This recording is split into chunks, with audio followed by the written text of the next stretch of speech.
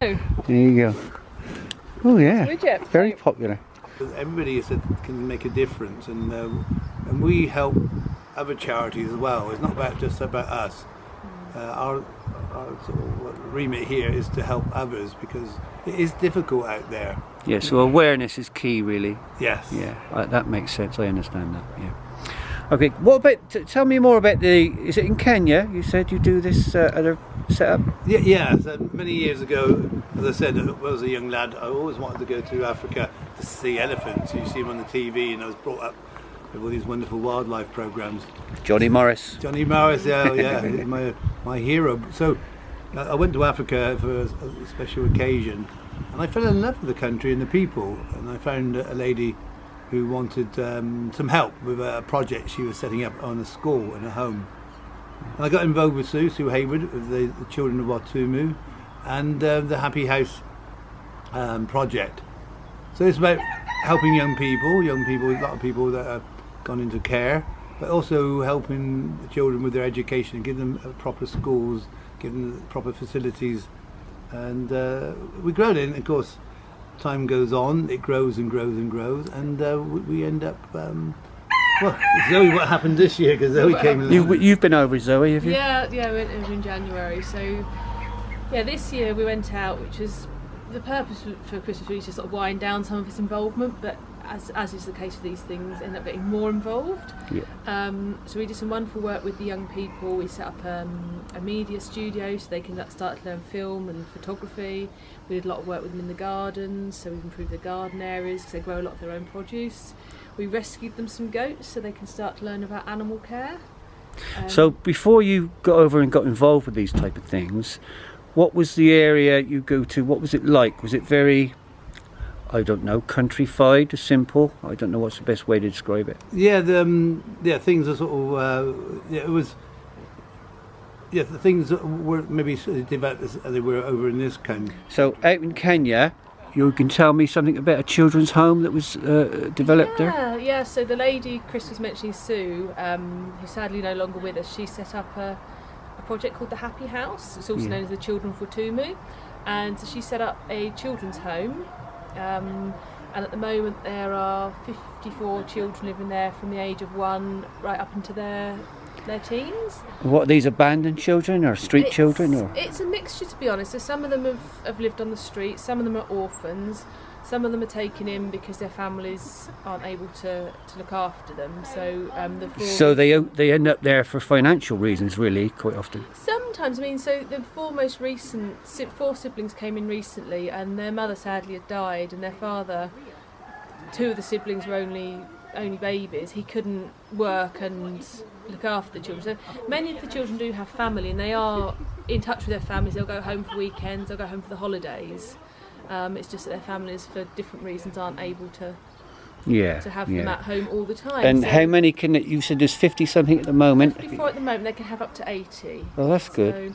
So we've been working out there, setting up the media studio, the farming areas, the animal areas, because the children have a wonderful life. They have a great home, but we wanted to give them a chance to learn more skills and to develop their talents. There's some very, very talented young people out there with their film, their photography, their dance. So you've sort of created a community, really, what it's saying, of it, with many aspects to it. Yeah, we're trying to create a centre of excellence, which would be something that in the future the local community can come and learn from the young people. So if someone in the community wanted to learn about film and photography, they'll be able to go in and learn with the young people and from the young people. So it's sort of like an open door policy, really. That's the ultimate aim. It's going to take a little while to get there, but the young people are amazing. They've got so much skill, so much enthusiasm, and they just need that opportunity to develop in different areas. So who's the lady over there that takes care of that on a day-to-day basis? The lady that manages the home is called Rose, a lovely lady, but she's just part of a team. There's a whole team over there, and we've got a young team that work on film making and photography. We do lives with them. We do live broadcasts on Facebook with them a lot of weekends. So your Facebook channel would be? There's a few, but Caen Hill Countryside Centre would be the main one. And if the people were to follow that, they would see the interaction between you and Kenya. Yeah, and they'd be able to then follow the children of Watamu. Oh right, that's good. And keep in touch with the children. Excellent.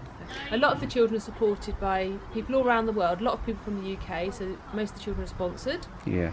So they get sponsored, which helps support the cost of them being in the home.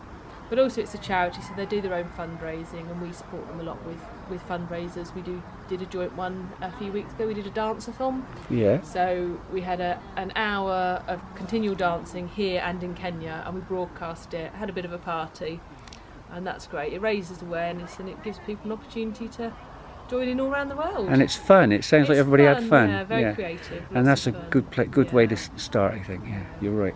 So with your time here at the Caen Hill Countryside Farm, have you got a highlight of a particular moment that's stuck burned into your memory from being here and the experiences you've had? Oh, so many. I mean, I think one of the highlights is obviously most of the animals are fine, they're well, they're happy, but sometimes there's problems. So helping to a ewe to give birth is really special. You're saving that animal, you're saving its young. It's happened sometimes. I've had to help chicks hatch out if they can't. Most of the time, 99% of the time, they'll hatch out by themselves, no problems. But occasionally you get one that's stuck, or it's starting to become too weak, and it's it's a skill to learn to hatch a so there's quite emotional egg. times here as well then. I would say it is. Because you do get attached to animals, don't you? You do, but I think when you're in that situation, you focus on what you have to do, and it's really important to keep a calm head if an animal needs your support or help. So it needs sort of clinical and practical thinking. Yeah, we've had a lot of experiences, and it's for me. I've learnt so much over the past 5 years. It's just you don't realise at the time how much you're learning until a situation arises, and you think, actually, I can deal with that. I'm okay with that. So you're worldly wise now, regardless I wouldn't of say, that. I mean, compared to Chris's knowledge, of course not. It's just a drop in the ocean, but he's a great teacher and obviously wants to share all his skills. Would you like to do this as a full-time career instead of working and just doing this part-time? Would you like to do this as a full-time thing? Should it take off and enough funding was in place? I would, let's be honest. Who wouldn't? If you love animals and you love being outdoors, which I do, and I'm very creative and practical, I like doing building projects and things, because there's a lot that we have to do, a lot of maintenance work, but that's the sort of thing I like doing. So that's terrific. Yeah. Okay, thank you very much, Zoe. Nice to hear your story. Oh, Zoe, you got me Magnum boots. Well, it's a present that I'm sorry, Chris. It's not a new pair of boots. No, I can see they got holes in the top. So It's a bit of a giveaway, isn't it? maybe it's breathable boots. They were just really smelly, so I thought I needed ventilation. But what have you got me? So what we've got is a little rescue pigeon here. Yeah. And it's the story behind this little one is it came out of its nest and the cat grabbed it. So it's got a little bit of injury, but actually it just seems like it's flesh wounds. Yeah, that will heal up. We put a little bit of spray maybe on it.